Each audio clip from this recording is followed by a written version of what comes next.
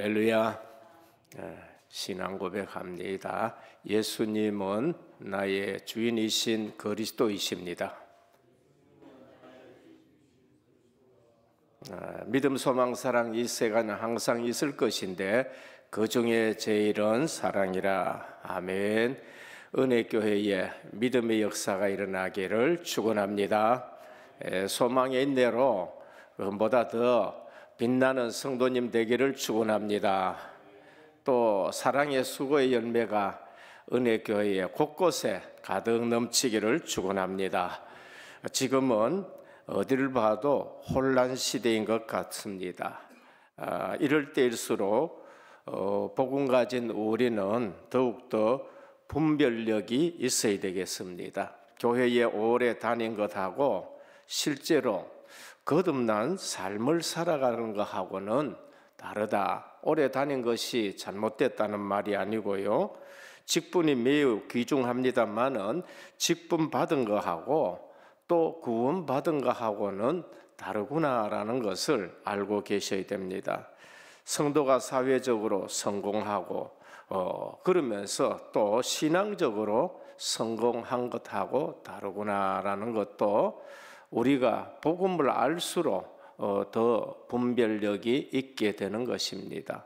아무리 봐도 저 목사님이 정말로 믿음이 있는가, 복음적인가 이런 생각도 들고 또 이 시대의 정치인들은 어떻게 이런 것인가 라는 것도 또 생각이 들고 며칠 전에는 아버님이 목사님이기도 하고 교육가이기도 하고 국회의원이기도 하고 아드님은 정말로 정치인 중에도 그렇게 저렇게 좀 본이 될 수 있고 똑똑하고 명철하고 다음에 또 지도자로서 그러한 촉막이 되는구나 하는 장립 집사님이신 국회의원인데 어느 날 과거에 치부 때문에 또 극단적인 선택을 하는 것을 보고 곳곳에 지금 우리는 굉장히 혼란합니다. 그래서 우리가 이 시대에 정말 하나님의 뜻이 뭔가, 교회를 향한 하나님의 뜻이 뭐고 우리 성도들을 향한 하나님의 뜻이 뭔가라는 것을 오늘 데살로니가에 주신 말씀을 통해서 우리에게 답이 되기를 바랍니다. 오늘 제목이 하나님의 뜻이 뭔가, 하나님의 뜻을 이루는 성도와 교회입니다. 첫 번째입니다. 하나님의 뜻은 이것이니 너희의 거룩함이라 라고 말씀했습니다. 세상이 어지럽고 세상이 분별력이 없고 혼란 시대일수록 당시나 지금이나 하나님의 뜻은 너희의 거룩함이니라 라고 하셨습니다. 오늘 우리 삶의 최고의 목표는 하나님의 뜻대로 살아가는 것인데 그것이 너희의 거룩함이라. 신약이나 구약이나 똑같습니다. 레위기 19장 21절에 보면은 너는 이스라엘 자손의 온 회중에게 말하여 이르라. 너희는 거룩하라. 이는 나 여호와 너희 하나님이 거룩함이니라 하셨습니다. 하나님이 우리를 왜 구원시켜 놓으셨느냐? 거룩한 삶을 살아라고 구원시킨 것입니다. 옛날의 삶 그대로 살지 말고 내가 거룩하니 너희도 거룩하라라고 말씀합니다. 베드로전서 1장 15절에서 16절은 오직 너희를 부르신 거룩한 이처럼 너희도 모든 행실에 거룩한 자가 되라. 기록되었으되 내가 거룩하니 너희도 거룩할지어다 하셨느니라 했습니다. 하나님의 제일 관심이 어디에 있느냐? 내 자신에게 있는 줄 믿으시길 바랍니다. 내가 주님 닮아가는 거. 요즘은 보면은 뭐 손주 있으면은 뭐 휴대폰에 전부 손주 딱 찍어가 있는데 대화하다 보면 그래요. 야, 할아버지 닮았네. 저희 아버지 닮았네. 뭐 그렇게 하면 제일 기뻐하지요. 오늘 우리의 모습이 하나님 닮았다 할 때 기뻐하시는 것입니다. 여기서 거룩함이란 것은 과정을 나타내는 것을 말합니다. 우리가 완벽하게 될 수는 없지만은 옛사람의 모습은 사라지고 새 사람의 모습으로 변화되어 가는 것이 필수적인 과정인 겁니다. 우리 금요일 날 되면은 많은 증인들이 나와서 이렇게 증언합니다. 그 중에 가장 우리가 가슴에 닿는 게 뭐예요? 예전에는 그렇지 않았는데 예수 그리스도 만나고 이처럼 변화되었다. 그저께 김진규 감독님도 그 나와서 얘기를 하는데 믿기 전에는 공황 상태도 오고 술을 엄청나게 많이 먹고 했지만은 부활하신 주님을 만나고 나서는 사람이 변화됐는데 거룩한 삶으로 자꾸 바뀌어 가는데 말 안 했는데도 옆에서 저분이 갖고 있는 성경이 뭔가 들춰보고 가서 성경 사고 어느 날 당신이 믿는 예수님을 내가 믿겠다는 것을 볼 수 있습니다. 우리는 그것을 본받아 닮아가는 성화의 과정이 거룩한 삶인 것입니다. 그래서 하나님은 우리를 부르시고 우리를 부르신 저희를 중생시키시고 그리고 우리가 회심하게 하고 신앙을 갖게 하고 칭히 그러면서 양자 삼아서 주님 닮아가도록 아버지 닮아가도록 성화시키는 줄 믿으시길 바랍니다. 여기에 우리가 순종하셔야 돼요. 여기에 우리가 반응하셔야 됩니다. 하나님은 우리를 그리스도 닮아가도록 만들어 가는데 우리가 뻗대고 안 변하려고 그러고 그러니까 여간 고생이 아닌 것입니다. 그래서 골로새 4장 12절에 보면 그리스도 예수의 종인 너희에게서 온 에바브로가 너희에게 문안하니라. 그가 항상 너희를 위해 애써 기도하여 너희로 하나님의 모든 뜻 가운데 완전하고 확신 있게 서기를 구하노라. 오늘 은혜교회 모든 성도님들 확신 있게 서시기를 축원합니다. 나는 하나님의 자녀다. 나는 주님 닮아간다. 우리는 복음의 진리를 조금만 알아도 이단인지 이단이 아닌지 구분이 됩니다. 조금만 열매를 봐도 우리는 구분할 수 있습니다. 그리고 하나님의 뜻이 뭔가 한 생명도 잃어버리지 않는 것이 하나님의 뜻입니다. 그 한 생명 중에 누구냐? 저와 여러분들이 한 생명인 겁니다.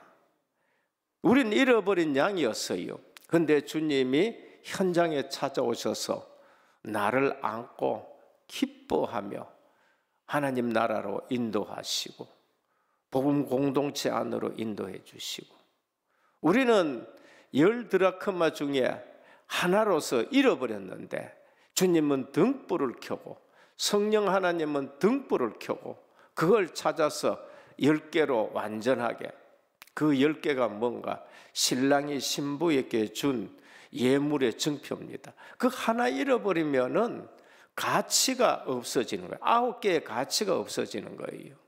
오늘 은혜교회의 가치, 하나님 나라의 가치 이루기 위해서 주님이 저와 여러분 등불을 켜고 찾으신 줄 믿으시길 바랍니다. 얼마나 기뻐요. 그리고 또 우리는 그 하나 잃어버린 것을 주님이 찾고 당자 하나님이 아버지가 그 아들 하나 돌아오기를 기다린단 말입니다. 오늘 한 생명도 잃어버리지 아니하는 것이 아버지의 뜻이니라. 요한복음 6장 39절입니다. 나를 보내신 이의 뜻은 내게 주신 자 중에 내가 하나도 잃어버리지 아니하고 마지막 날에 다시 살리는 이것이니라. 오늘 교회의 본질을 다시 우리가 회복하고 또 새가족 축제를 통해서 많은 생명 잃어버린 거 회복하며 부흥의 날만 남은 은혜교회가 되기를 주님의 이름으로 축원합니다. 하나님의 뜻은 뭔가 항상 기뻐하는 겁니다. 쉬지 말고 기도하는 겁니다. 범사에 감사. 주님은 우리가 근심하면서 살아가기를 원치 않습니다. 때로는 근심할 일도 있습니다.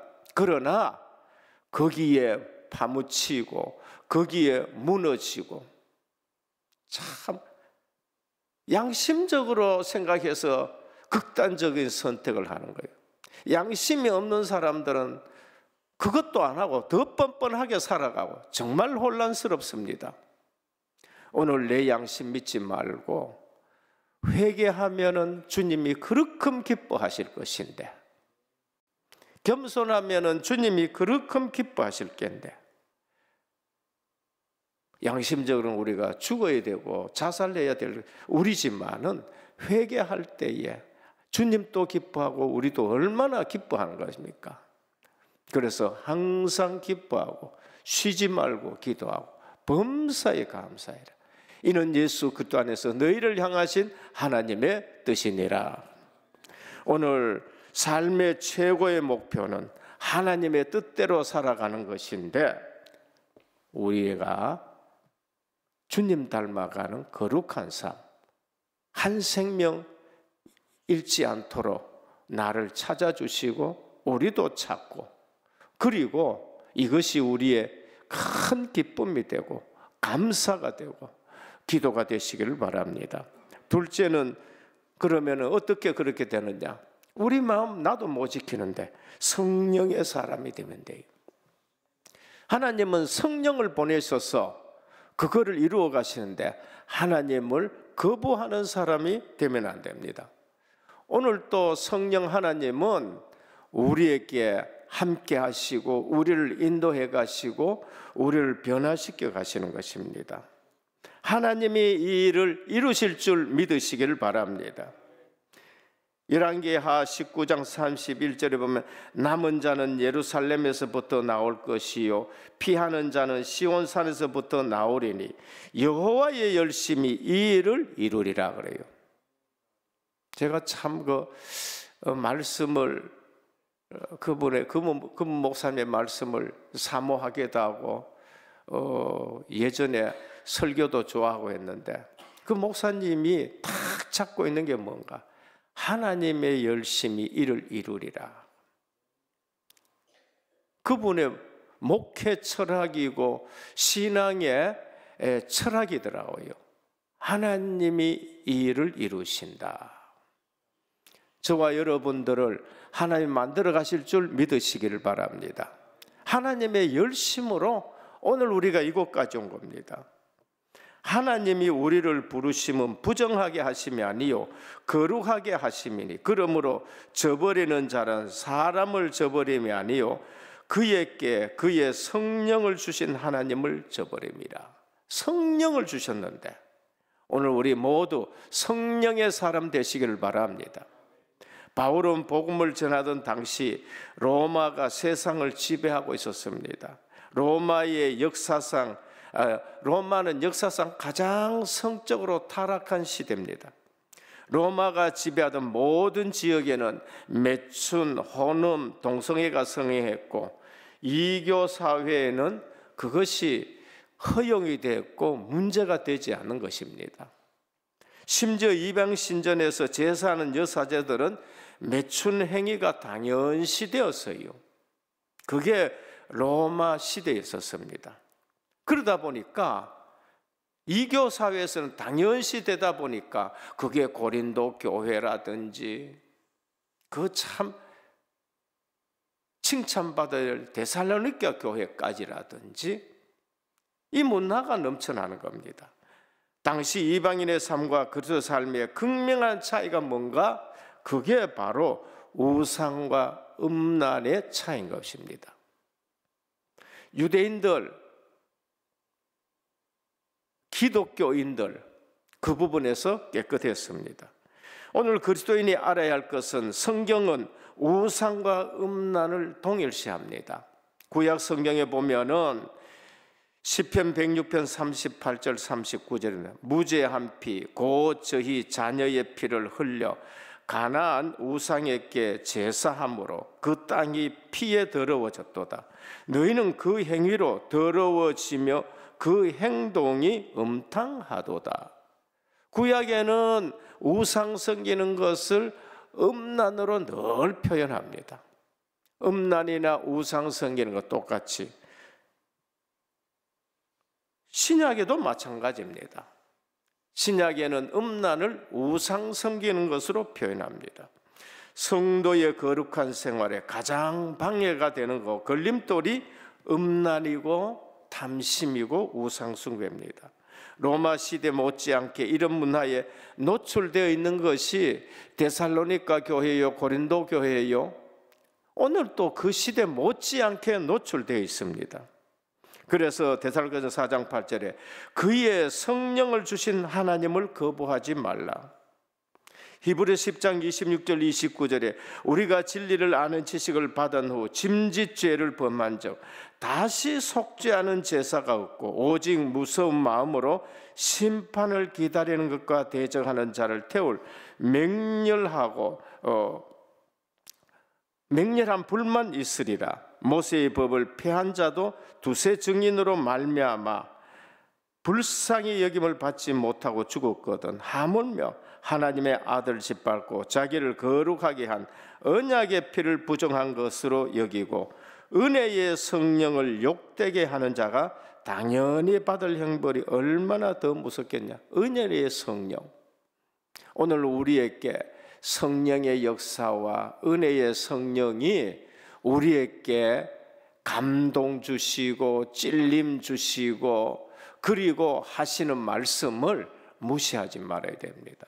다시 말씀하면 성령의 역사에 민감하시기를 축원합니다.